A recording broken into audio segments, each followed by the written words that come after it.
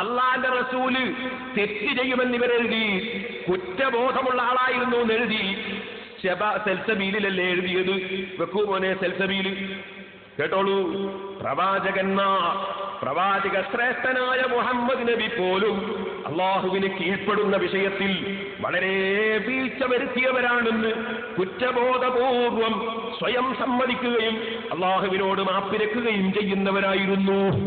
സെൽസബീൽ പുസ്തകം 1 പേജ് 33.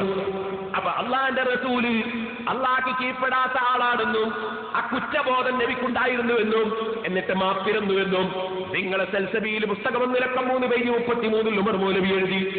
എന്നാൽ ഇവിടെ അൽഹംദുലില്ലാഹ്, അള്ളാഹുവിന് ശുക്ർ, അള്ളാഹുവിന് ഹംദ്, സുന്നത്ത് ജമാഅത്തിന്റെ പ്രവർത്തകന്മാർക്ക് നന്ദി.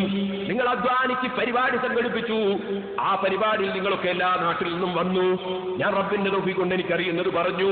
അള്ളാഹുവിന്റെ റസൂല് കുറ്റക്കാരനാണെന്ന് പറഞ്ഞ മുജാഹിദിനെ കൊണ്ട് നാദാപുരത്ത് വെച്ച് അല്ല എന്ന് സമ്മതിപ്പിച്ചു. അതാണ് നിങ്ങൾക്ക് എനിക്ക് കേൾക്കാൻ പോകുന്നത്. വെക്കൂ മോനെ. അമ്പിയാക്കന്മാർ, അവരിൽ പ്രശിഷ്യ അഷ്റഫുൽ ഖൽഖ് മുഹമ്മദുർ റസൂലുള്ളാഹ്, ആ റസൂലുള്ളാഹയടക്കമുള്ള സകല അമ്പിയാക്കന്മാരും മഅസൂമുകൾ തന്നെ.